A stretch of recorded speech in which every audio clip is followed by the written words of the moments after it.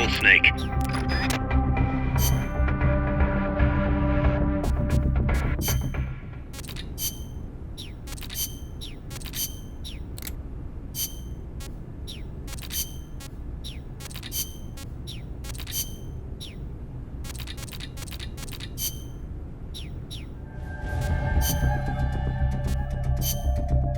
Combat.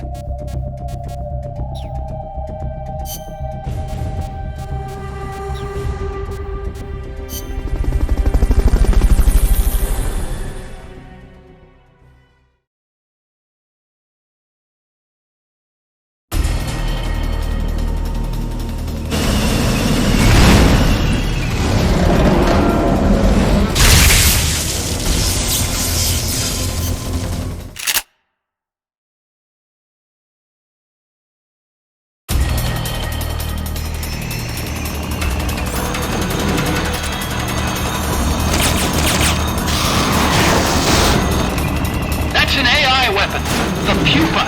It's fast, so be careful.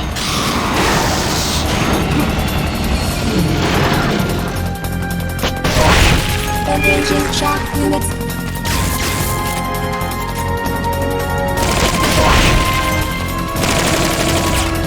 Aim for the cylindrical AI pod.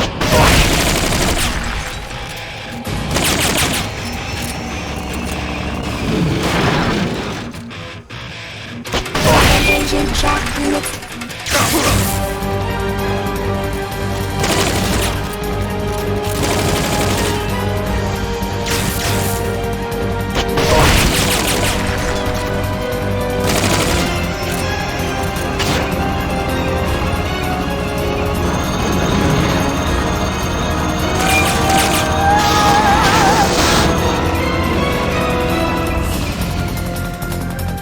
Engaging shock units.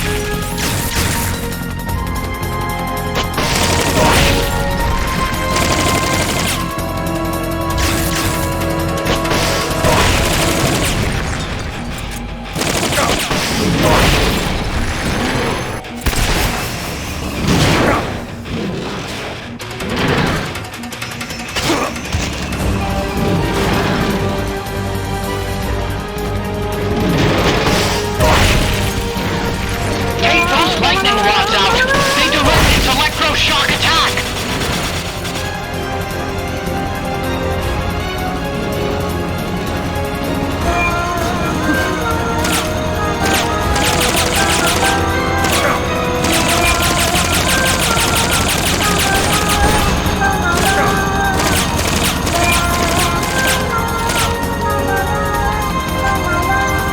They locate your request for a cardboard box.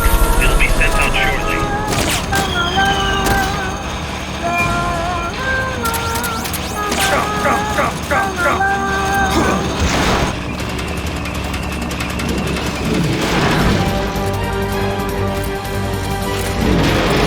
Shock officer. Engaging shock units. Pull the hatch and climb into the AI pod. Others outside. Others outside. Others outside. Should be able to get in the AI pod.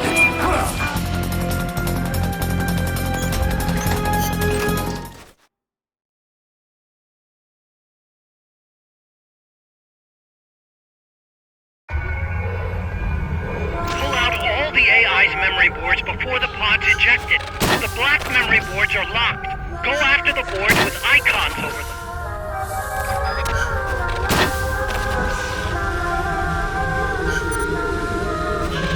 You can unlock memory boards by destroying the mechanical components that they control. Any boards you remove can be used to build our own AI weapon. Memory boards have different functions according to the icons displayed over them. Go ahead and take whichever ones you want.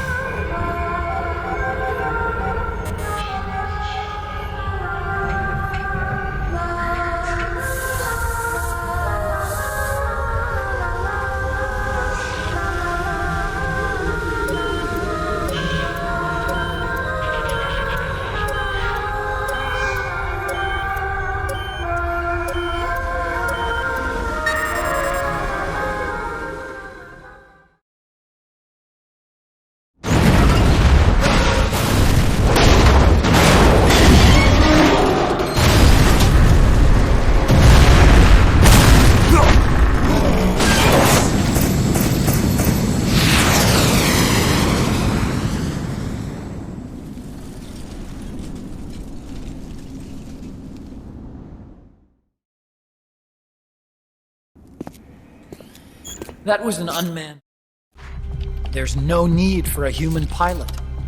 They can only follow simple commands, though. Why build them?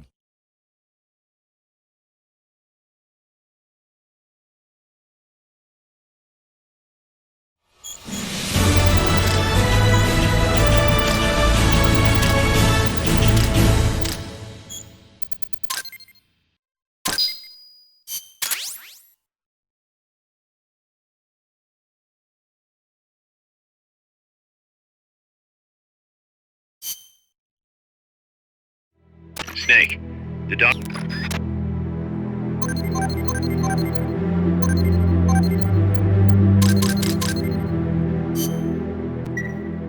Snake, we fitted Zeke with its own AI pod. We were having trouble adjusting the AI, but Dr. Strangelove was able to get it up and running. Strangelove? Why the surprise, Snake? Whoa, we're an army without borders. We need a deterrent against foreign intervention. That's what Zeke is for. It may even prove necessary to... I'm not against deterrence itself. The problem is when a nation comes to rely on it. All that does is force a burden on its people. The same people that constitute the nation itself. The existence of nations is detrimental to man. That's why I, one without a nation, see potential in MSF. But power is required for you to distance yourself from nations. I will do whatever I can to assist with that. Glad to hear it. And I merely lent Huey a helping hand. I will not give Zeke an AI like hers. I wouldn't expect you to.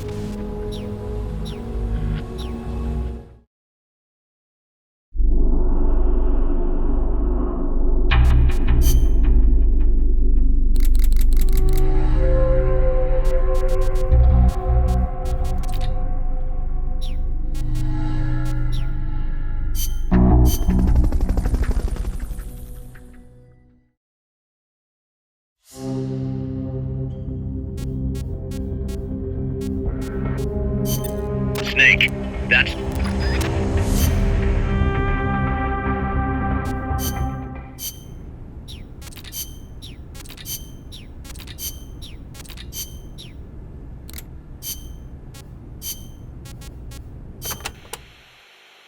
You know, Snake, you're right.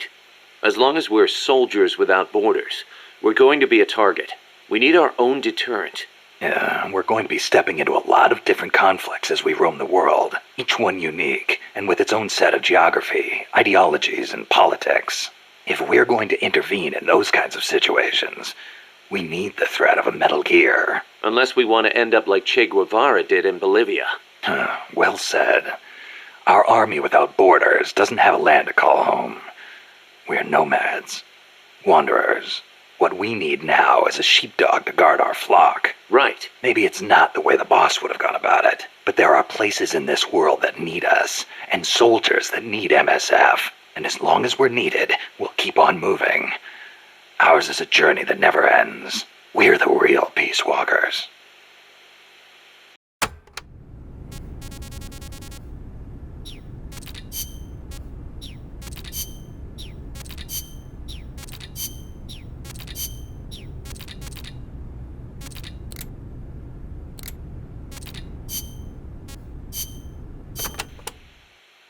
I'm about to leave for Costa Rica, a place completely unfamiliar to me, and on a top-secret mission for the CIA, no less.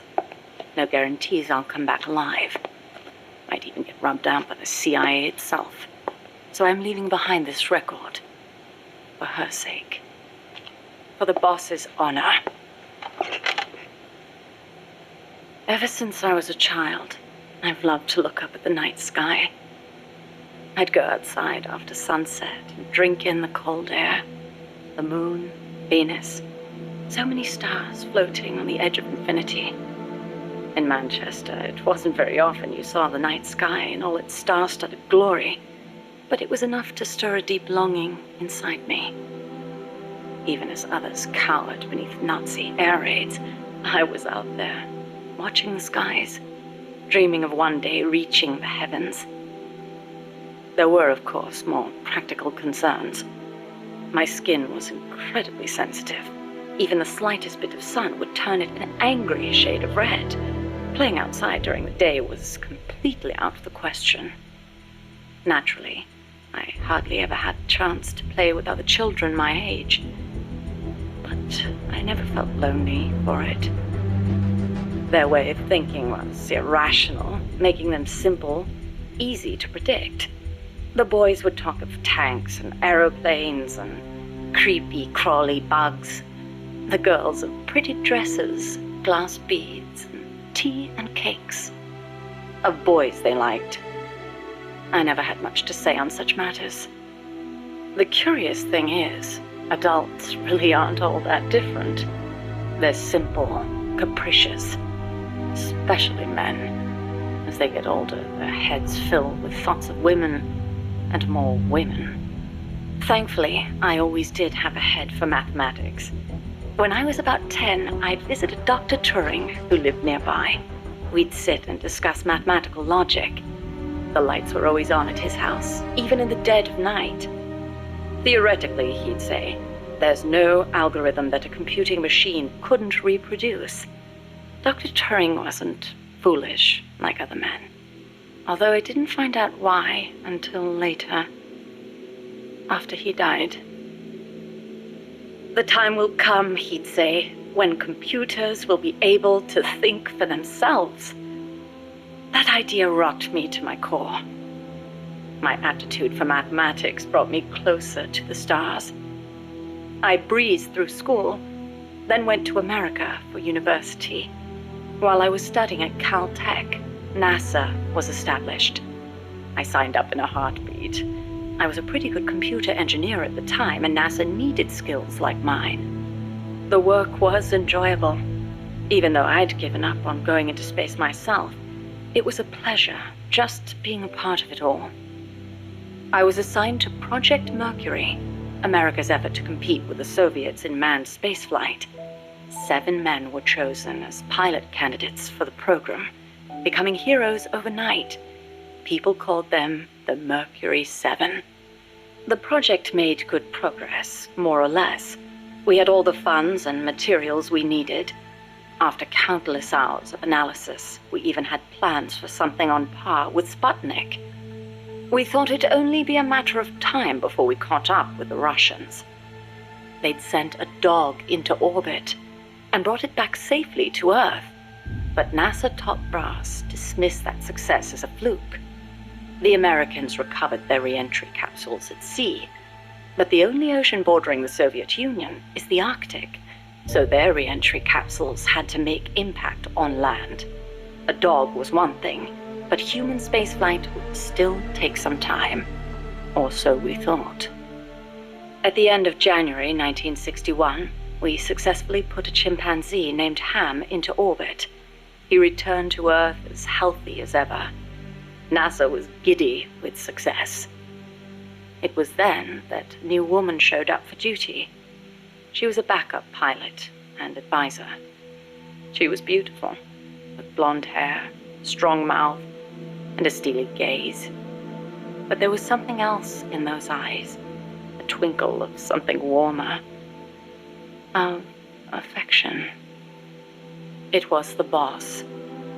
She took one look at us in our revelry and murmured, "Savor this joy today, because tomorrow you'll have to face the truth." And she was right. The next day, our project schedule was accelerated. We'd received new information that the Soviets were mere months away from putting a man into space. The brass had misjudged the Russians. We couldn't afford to allow the shock of another Sputnik. Somehow, we had to get a man into space before the Russians did. It was an utterly impossible task. We'd only just put our first chimp up. With a human on board, failure was not an option, especially if it were one of the Mercury 7 Golden Boys.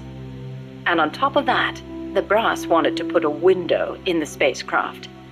The pilot wouldn't be a test animal this time, they said.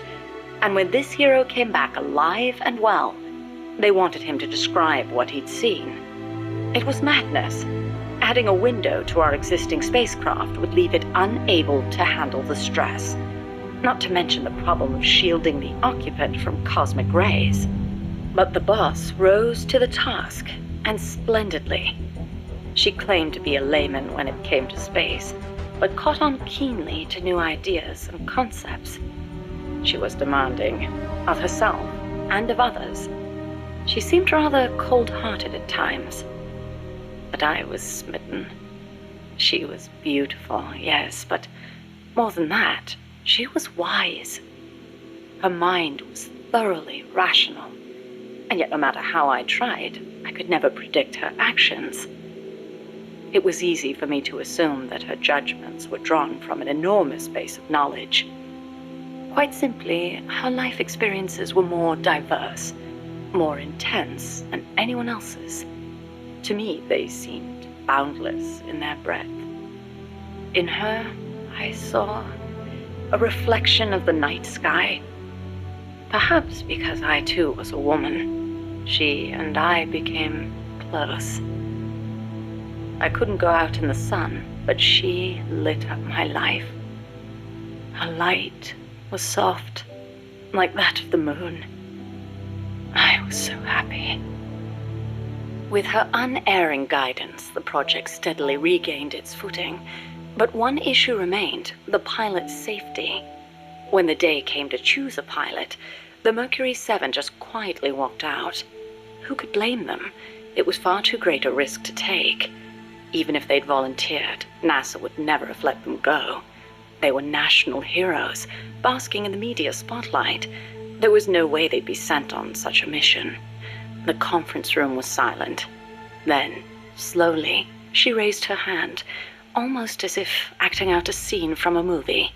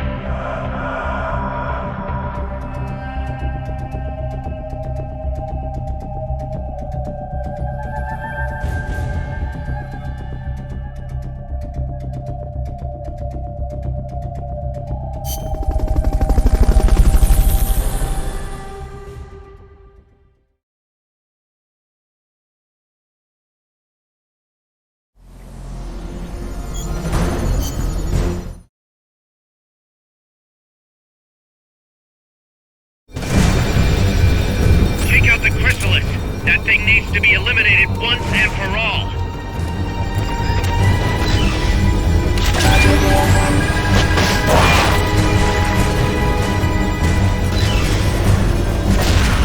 Returning to your normal.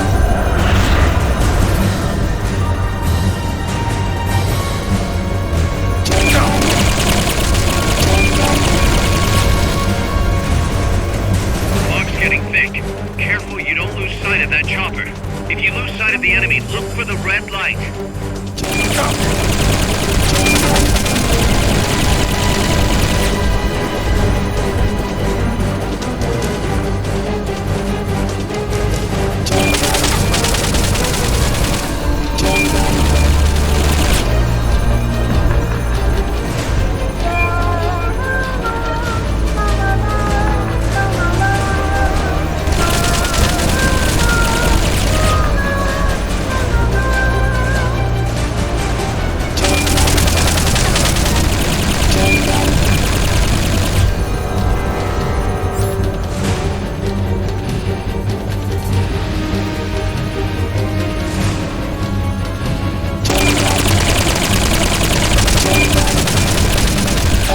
Attack mode.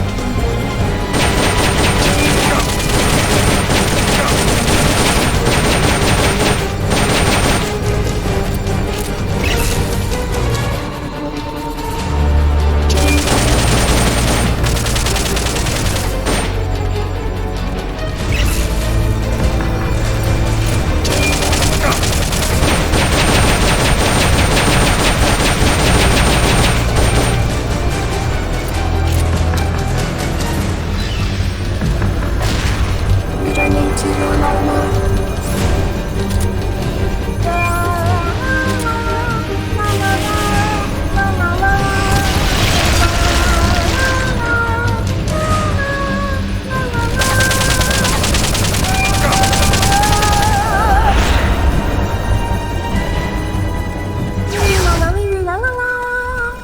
The surround indicator lets you locate enemies even when you can't see them.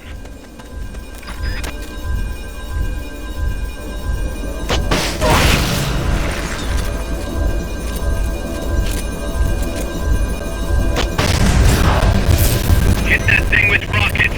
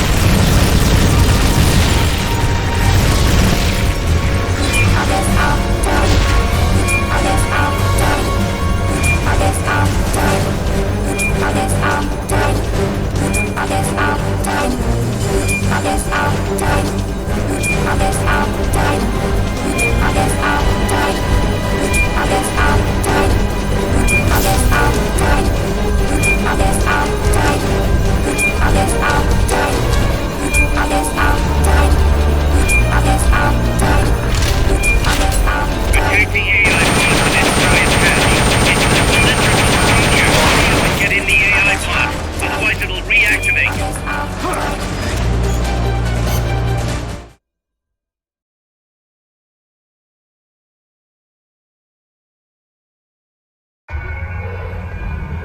Pull out all the unlocked memory boards.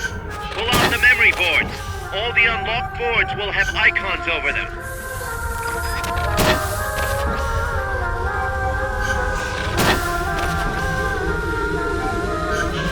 Any boards you remove can be used to build our own AI weapon. Memory boards have different functions according to the icons displayed over them. Go ahead and take whichever ones you want. If you attack parts on the exterior of the machine, the memory boards that control those parts should light up. You can tell what a memory board does by looking at its color when it lights up.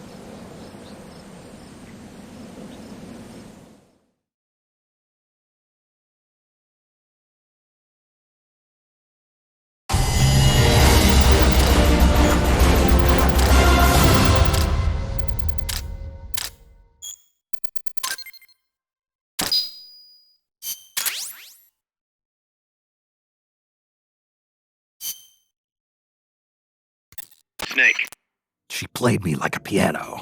forget about it.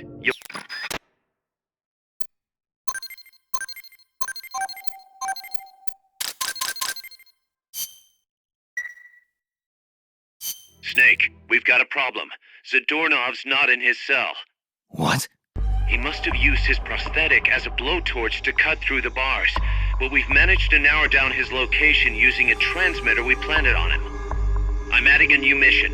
Find the KGB agent Zadornov. Snake, I'm proud to announce that preparations for Metal Gear Zeke are complete. We can activate it any time. Got it. Thanks, Huey. No need to thank me.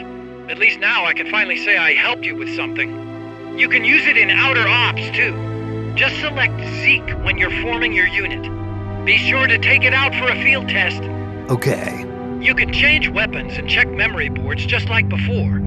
Use your observations from a field test to make any adjustments. A work in progress, huh?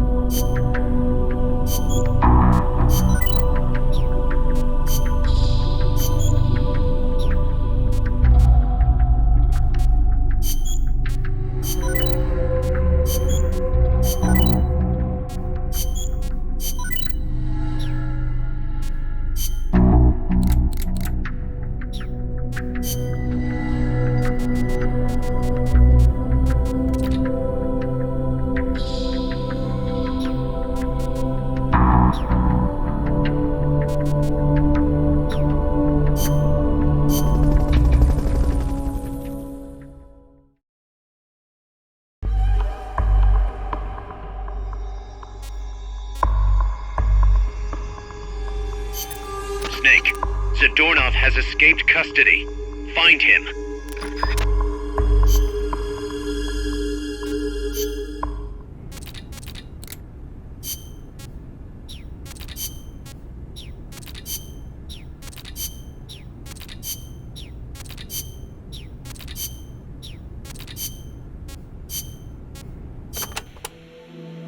I spoke out against her going, submitting a report stating the ray shielding was inadequate. But the Brass's response was brusque. She's already been exposed to a nuclear test in Nevada.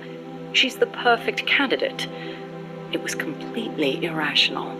Repeated exposure to radiation would only increase the danger. But the government was still reeling from the Soviet success with Sputnik. There was no hope of getting a rational response. They were simply too panicked. People can be so obtuse when it comes to things they can't see. I, however, understood all too well. Just as invisible ultraviolet radiation scorched my skin, heavy particle radiation from space would cause irreparable harm to human tissue. In a word, she was expendable. It was during the boss's pre-flight checkup that I noticed something strange on the X-ray of her skull. Part of the right hemisphere of her brain was damaged. It seemed inexplicable, given her keen intelligence and amazing physical prowess, but there it was, and I decided to report it. I hoped that perhaps my discovery of a physical defect would result in the flight being cancelled. But as I went to make my report, she stopped me. Why? I demanded. How can you let yourself be their guinea pig? Ignoring my protests, she took me up to the roof of the lab. The night sky was ablaze with stars. It was there that I learned how she had wounded her head. 1943, Los Alamos. She was serving with the Special Forces when she received new orders. A German spy had infiltrated the Manhattan Project, which aimed to build the world's first atomic bomb. She was to eliminate him. His name was John von Neumann, a mathematician with superhuman computational abilities and the designer of the explosive lens. The Manhattan Project was a top national priority, security accordingly tight. The guards couldn't be allowed to know what was going on. She'd have to slip past them and make the death look like an accident. It should have been an easy enough mission. But just before the operation, she received unexpected news. A new life was growing inside her. She was overcome with joy, and for one brief moment, it clouded her judgment. She accidentally got into a shootout with the guards, and without thinking, protected her belly. She was shot in the head. The bullet only grazed the surface of her brain, but the tissue around the wound was destroyed, leaving her in a coma. She wasn't given much chance of recovery, but 3 months later, she woke up. Within 6, she was able to move around as if nothing had happened. It was functional compensation. The other parts of her brain took over for the part that was lost. It made logical sense, but such a full recovery was nothing short of a miracle. Perhaps her superhuman willpower made it possible. Or perhaps my body knew it had to survive for the sake of my unborn child. She smiled as she said that. I understand how she must have felt. Some have taken to calling me Ms. Left Lobe, she said, because I'll do anything for the mission. She was tough, yes, but she had feelings too. I knew that better than anyone else. As it turned out, von Neumann wasn't the spy. The assassination order was a deliberate bit of misinformation planted by the Russians. She had been deceived. The Eastern and Western camps were united on one point: opposition to the Nazis. The Allies needed to develop that bomb before Hitler did. But in looking ahead, the Russians found the Manhattan Project's progress a little too quick for their liking. Mass production of a uranium bomb, like the one that was eventually dropped on Hiroshima, would be difficult from a material perspective. But a plutonium bomb, once perfected, could be mass-produced. and eventually even miniaturized. And Moscow did not like the idea of America having that kind of head start. Explosive lens technology was critical to the plutonium design, so the plan was to get rid of its pioneer, von Neumann. And when that plot came to light, the US and the Soviet Union parted ways for good. It was one of the rare cold nights in Florida. She put her arm gently around my shivering shoulders. As I listened to her voice, I was wrapped in her soothing scent. I felt as if I were dreaming. Even in failure, she seemed perfect. Oddly enough, the failed assassination attempt helped preserve America's edge. A true super genius, von Neumann went on to make his mark in numerous fields outside of the Manhattan Project. Economic game theory, stored program computing. Almost all computers today use stored programs, the so-called von Neumann architecture. His death would have set back computing 10 years, and I wouldn't be at NASA doing research. I wouldn't have been there in her arms that night. I thanked the fates for giving me that chance. But then she said something unexpected. I should have killed von Neumann when I had the chance. Why, I asked. Wasn't the order a Soviet plot? I looked up at her as she began to explain. Yes, von Neumann was innocent, and killing the innocent is a grave crime. But I can't help but wonder, had I succeeded, what would the world be like now? Even without von Neumann, the explosive lens would have eventually been developed, von Neumann architecture too. But she seemed to believe that if progress had been put off for a few years, then perhaps East and West would have had a chance to work hand in hand. I'd never considered such a possibility, but her tone was confident, assertive. It was as if she intended to make the two superpowers shake hands herself. The explosive lens was developed too early, spawning a Cold War and an endless nuclear arms race, she continued. That mission sprung from deceit, but maybe it was divine providence too. It was like she was speaking to her own child. Her large, warm hand was on my head. I failed the mission because I let the mother in me take over. I should have killed him, no matter how great the guilt. If I'd killed him, I might not have prevented Hiroshima, but maybe I could have saved everyone in Nagasaki. I looked up at her and saw her looking up too, up at the starry sky. Her face showed only deep remorse. It was as if she'd convinced herself that she alone was responsible for creating this twisted world. But that's no reason for you to sacrifice yourself for this. I knew I'd never dissuade her, and yet I still clung to hope. I know you're concerned, and I thank you, but I have to be loyal to the end. And then she smiled at me. Loyal to the end. Loyal to what? I asked. But she didn't answer.